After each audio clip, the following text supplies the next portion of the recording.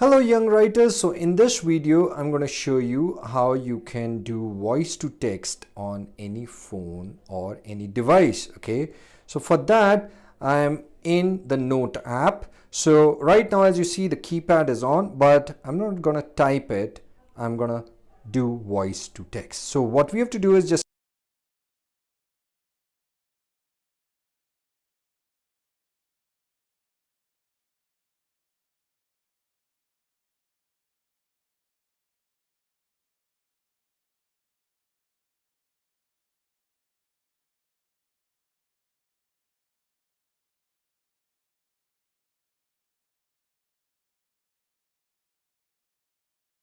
that's it.